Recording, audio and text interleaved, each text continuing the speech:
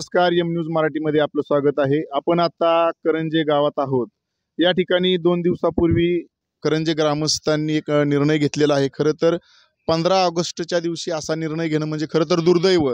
या ग्रामस्थांनी सोमेश्वर कारखान्याची या करंजे गावामध्ये एक भागशाळा आहे आणि त्या भागशाळेच्या 15 ऑगस्ट च्या कार्यक्रमाच्या दिनादिवशी या भागशाळेमध्ये न जाण्याचा निर्णय घेतलेला होता. तो निर्णय का घेतलेला आहे आपण या ठिकाणी ग्रामपंचायतचे सरपंच आहेत भाऊसाहेब हुंबरे व इतर मान्यवर आहेत. आपण त्यांच्याकडून जाणून घेणार आहोत असा निर्णय का घ्यावा लागला. नमस्कार, एम न्यूज मराठीमध्ये तुमचं स्वागत आहे. धन्यवाद. 15 ऑगस्टच्या कार्यक्रमाला सोमेश्वर कारखान्याच्या भागशाळेत न जाण्याचा ग्रामस्थांनी निर्णय घेतला. खरं तर हा निर्णय दुर्दैवी वाटतो. असा निर्णय का घ्यावा लागला? असा निर्णय घेण्यामागचं कारण की आम्ही गेले 7-8 वर्षापासून आमचे सगळे कार्यकर्ते असतील, आमचे माजी सरपंच असतील, भागशाळा करंजे हे सुधारावी असं वाटत होतं. पण काय ह्या 2015 पासून जे आम्ही रेकॉर्ड तपासणी केली तर 2015 पासूनच्या रेकॉर्डमध्ये आम्हाला असं निवडून आलं की पट आमचा 500 पर्यंतचा पट होता, म्हणजे 750 पावणे 500च्या आसपास पट होता. तो आता 220 वर का आला. ह्याची आम्ही तपासणी करण्यासाठी आम्ही त्यांच्याकडनं एक अहवाल मागवला. त्या अहवालात आम्हाला आढळून आलं की वारंवार दरवर्षी एक 50-100 असे विद्यार्थी कमी होत गेले. मग आम्ही ह्या 2 वर्षापासून वाईच तिथं बारकाव्यानं लक्ष देण्याचं गरज म्हणून आम्ही सगळ्या गोष्टी तिथं बघितल्या. त्या बघितल्यानंतर आम्हाला तिथं प्रयोगशाळा आहे, अवेलेबल आहे, पण ती 20 वर्षापासून तशीच पॅक बंद आहे. तिचं काय ओपनिंग काही केलेलं नाही. अजून दुसरी गोष्ट, त्या शाळेत शिक्षकाचा स्टाफ दर वर्षाप्रमाणे पहिल्या स्टार्ट 13-14 शिक्षक होते, घटतच आलेली संख्या आहे. आज 6-7 शिक्षक फक्त तिथं शिकवतात. त्यातले पण 10,000 पगारावरले तिथं कारखान्याने ठेवलेले 1-2 कर्मचारी आहेत. असा पण विषय आहे. तो आम्ही भाग म्हणजे काय म्हणतो की ही भागशाळा आहे सोमेश्वर विद्यालयाची. मग त्याच्यानुसार त्या शाळेत फॅसिलिटी आहेत ना सोमेश्वर विद्यालयामध्ये, त्याच फॅसिलिटी हे तर मिळावं हे आमच्या ग्रामस्थांची सर्वांची मागणी होती. पण त्यांना काय केलं की ते कुठल्या तरी राजकारणापायी आम्हाला गावाला बळीचा बकरा केल्यागत करतात. दरवर्षी म्हणतात इथं 15 ऑगस्ट 26 जानेवारीला येतात, आपण 4-5 दिवसात मिटिंग लावू असे सांगतात. पण त्या मिटिंगला काही व्हॅल्यू देत नाहीत किंवा गावाला काही व्हॅल्यू देत नाहीत. त्या अनुषंगाने आम्ही एक म्हणजे 8-15 दिवसापूर्वीची घटना घडली शाळेत की विद्यार्थ्यांना तिथं उद्रेक केला. विद्यार्थ्यांना उद्रेक करण्याची वेळ कशापर्यंत आली, कशामुळं आली, तर तो भाग मग तिथं शिक्षकांचा वाद हा निर्माण झाला. निर्माण झाल्यानंतर त्यांना मला विद्यार्थ्यांना फोन करून सांगितलं की सरपंच तुम्ही या त्याच्याशिवाय मिटणार नाही. मग मी त्या शाळेत गेलो. शाळेत गेल्यानंतर तिथं शिक्षकांची समजूत काढली व विद्यार्थ्यांना घरी पाठवले. त्यानंतर पी बी जगताप सर जे मुख्याध्यापक आहेत ह्या संस्थेचे किंवा सोमेश्वर संस्थेचे, ते आल्यानंतर त्यांनी देखील आम्ही दोघांना बसून म्हटलं की सर हे कुठंतरी मिटलं पाहिजे, मिटिंग घ्या. आणि मिटिंग घेतल्यानंतर आपण त्यांना काय लिगली निर्णय सांगू. मग त्या ठिकाणी चेअरमन असतील किंवा संस्थेचे सचिव असतील, हा विषय झाला तर ते म्हणले आपण 100% मिटिंग घेऊ. त्याच्यानंतर त्यांना 2-4 दिवसात आमची मिटिंग लावली. पण त्या मिटिंगला ग्रामस्थ न घेता फक्त सरपंच आणि उपसरपंच यावे अशी त्यांना मागणी केली. बरं, मागणी केल्यानंतर आमचे उपसरपंच आजारी होते, त्या कारणास्तव ते काय आले नाहीत. पण मी 1 मिनिट थांबवतो. मला त्या मीटिंगला शाळा व्यवस्थापन समिती होती का? शाळा व्यवस्थापन समितीचं कोणी सदस्य होतं का? असं कोणालाही बोलवलं नाही त्यांना, कारण की शाळा व्यवस्थापन समितीच ही त्यांची आहे. ही तर समिती त्यांना म्हणजे ग्रामस्थांचे करा म्हणलं तर ते करत नाहीत. फक्त सरपंच हे नाव मला बोर्डावर घेतलेले आहेत. मग शाळा व्यवस्थापन समिती कोणाची आहे तिथे? तिथं प्रशासन म्हणजे सोमेश्वर शिक्षण प्रसारक मंडळाची शाळा व्यवस्थापन समिती आहे. पालकांची शाळा व्यवस्थापन समिती नाही का? नाही, तिथे तसलं काही नाही. फक्त एक घेतात आणि तो पण म्हणजे नामधारी असतात, त्यामुळं तिथं काही कुणाचं चालत नाही. मग त्या विषयावर मी तिथं गेलो. मी ते मिटिंगला गेला असल्यानंतर तिथं संस्थेचे सचिव भरत कोमणे, अजून संग्रामभाऊ सोरटे, ऋषाबा गायकवाड हे, आणि मेन म्हणजे सगळ्यात ह्यातला मेन दुवा आनंदराव होळकर जे माजी व्हाईस चेअरमन होते ते होते. तर त्यांचा वास्तविक पाहता आमच्या शाळेचा काही संबंध नाही. जे आमचे पालक संचालक आहेत ना, ऋषाबा गायकवाड किंवा संग्रामभाऊ ह्यांचा संबंध आहे बोलण्याचा. पण जेणेकरून ही जी संस्था आहे ही सोमेश्वर कारखान्याची संस्था आहे आणि आनंद होळकर ह्या त्या संस्थेचे माजी व्हाईस चेअरमन आता विद्यमान संचालक आहेत. मग त्यांचा अधिकार राहणार ना? असा त्यांचा अधिकार असेल, पण ह्या संस्थेला पालक संचालक कोण दिलेत? मेन म्हणजे ते आहेत ना. ह्या शाळेला कधी भेट पण नाही त्यांची, काहीच नाही. तो विषय आणि दुसरी गोष्ट की आमच्या मागण्या गैर नव्हत्या. आम्ही हक्कासाठी मांडत होतो की आमच्या इथं गोरगरिबांची, मागासवर्गीयांची, सर्वसामान्यांची पोरं ह्या शाळेत शिकतात. आम्हाला बाकीचं काही घेणं देणं नव्हतं की तुम्ही हे करा आणि ते करा. आम्ही फक्त आता आम्ही 20 वर्षाच्या लढ्यानंतर आम्हाला कुठंतरी वॉल कंपाऊंडचं त्यांना भिंत उचलून दिली. अजून ग्राउंड नाही आम्हाला शाळेला त्या नीटनेटकं व्यवस्थित. आता आम्ही अजितदादाच्या माध्यमातून ग्राउंडची सोय करणार आहोत. पाठीमागं शौचालयाचा देखील काहीतरी विषय होता की शिक्षकांना देखील शाळा सोडून ग्रामस्थांच्या घरी शौचालयाला वगैरे जावं लागत होतं. ते सत्य होतं का ते? ते बरोबर आहे ना. मग संभाजी नानांना ते 30-35 लाख रुपये देऊन नवीन युनिट आता एक 2-3 वर्षापूर्वी बांधून घेतलं. तो विषय वेगळा.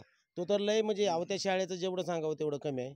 पण तुम्हाला पुढील काही गोष्टी घडल्यात त्या सांगतो, की ह्या गोष्टीत तिथं गेल्यानंतरनं जे आनंदराव होळकर आहेत ना, त्यांना आमच्या गावाला की गावाचा आणि शाळेचा काहीच संबंध नाही, असं दावून दिलं. आणि दुसरी गोष्ट गाव त्या ठिकाणी म्हणजे भांडणं कशामुळे होतात, की गाव तिथं येतंय. बरं गाव येतंय कशासाठी? हक्कासाठी येतंय, भांडतंय. पण तिथल्या शिक्षकांना किंवा ग्रामस्थांना कुणीही एका विद्यार्थ्यांना कंप्लेंट करावी, की आमच्या गावातला हा ग्रामस्थ येऊन तिथं त्रास देतोय, त्यामुळे शाळेला त्रास होतोय. असं काहीही नसताना देखील त्यांना गावाला गालबोट लावण्याचे प्रयत्न करतात आणि गावात कुठल्याही प्रकारची सुखसुविधा देत नाहीत.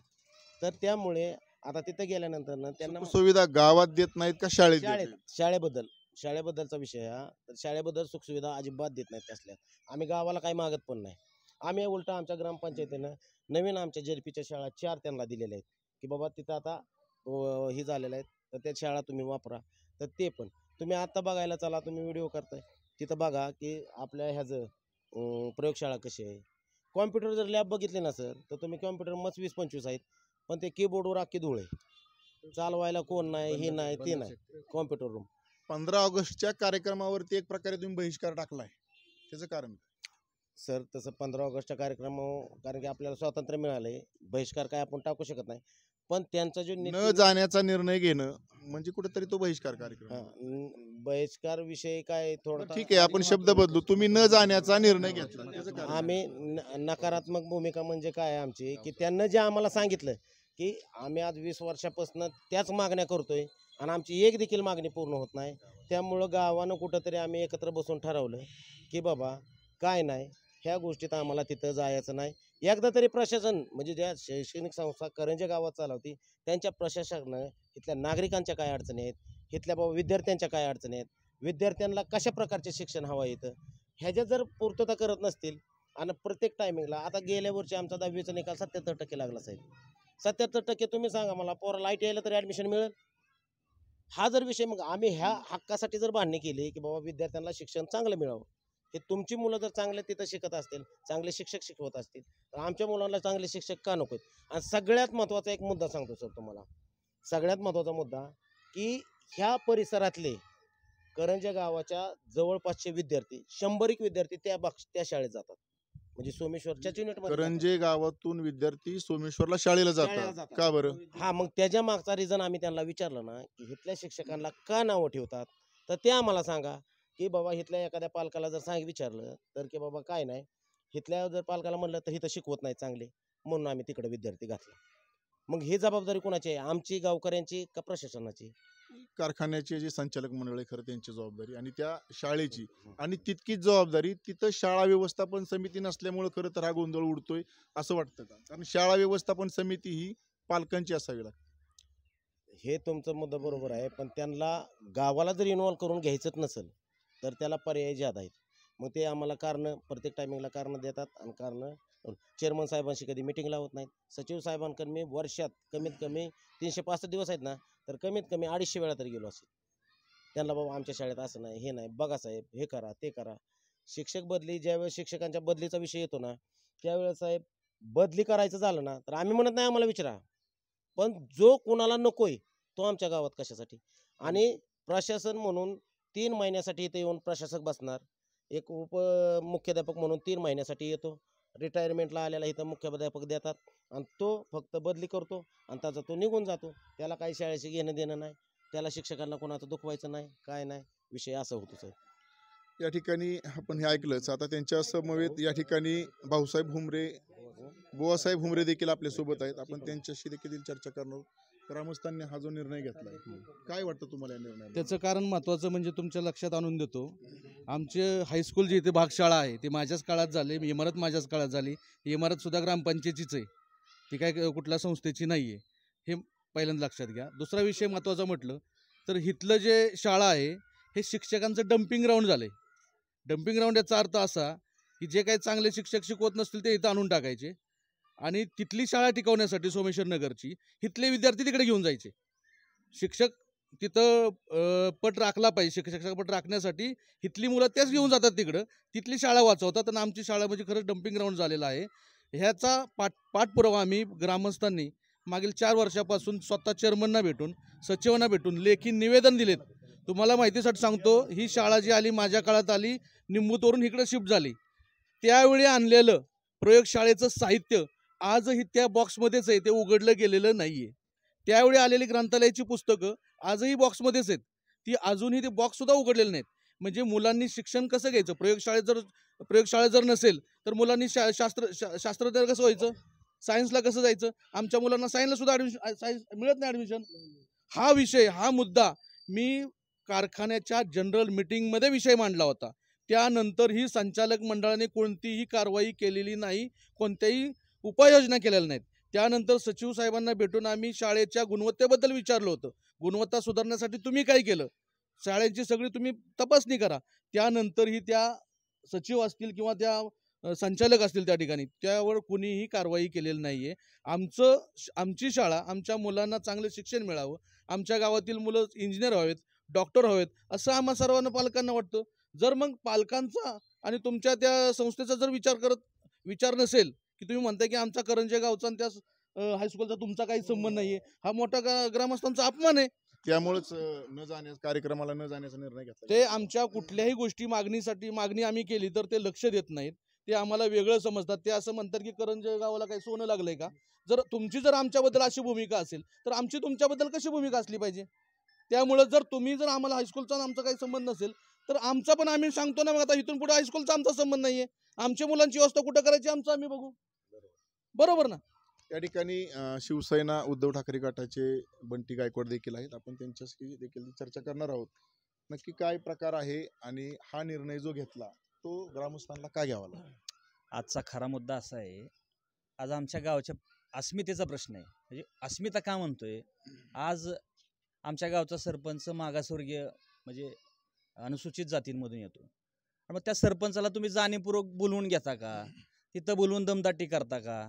ही का तुमची संस्कृती? माननीय अजितदादा सगळ्या भाषणांमध्ये बोलतात, शाहू फुले आंबेडकरांचे विचार आहेत आमचे.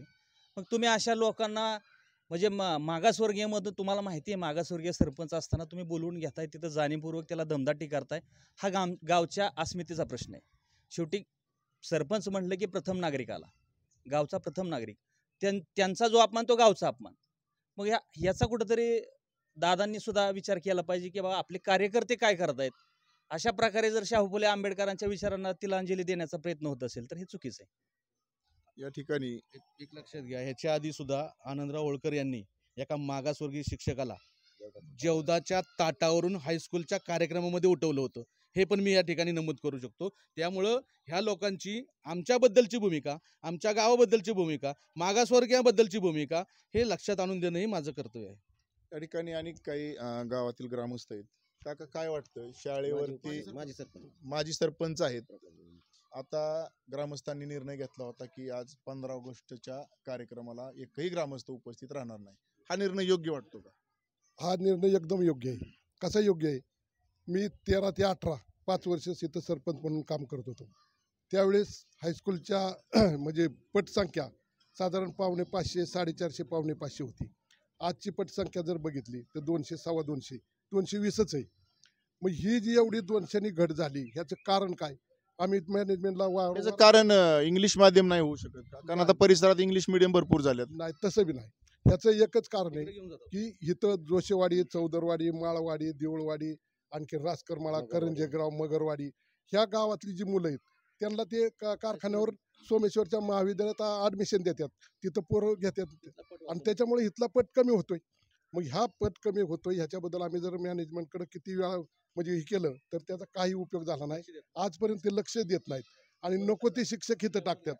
कोणी पिणार असेल, कोण कसा असेल ते इथं टाकतात. त्याच्यामुळे बी पटसंख्येवर परिणाम होतो. कारण आज पालक लोक कसे जातात, एक तर 2 मुलं हा पहिला सरकारचा नियम आहे आणि तो जर पालन केल्यामुळं आपला मुलगा चांगला व्हावा, त्याला चांगलं शिक्षण घ्यावं, चांगल्या कुठेतरी इंजिनियर डॉक्टर व्हावं असं प्रत्येक पालकाला वाटणं साहजिक आहे. पण त्या स्वाभाविक. पद्धतीचं इथं शिक्षण मिळत नाही. त्यांनी सांगितले आता की ह्या शाळेत शाळा व्यवस्थापन समितीच नाही. शाळा व्यवस्थापन समिती ही खरं तर पालकांची असायला पाहिजे. मात्र ग्रामस्थांचं म्हणणं आहे की ह्या शाळेत पालकांची शाळा व्यवस्थापन समितीच नाहीये. खरं तर प्रथम ती चौकशी केली पाहिजे आणि तसं नसेल तर कायदेशीर मार्गाने जो काही कारवाई करता येईल ती कारवाई केली पाहिजे.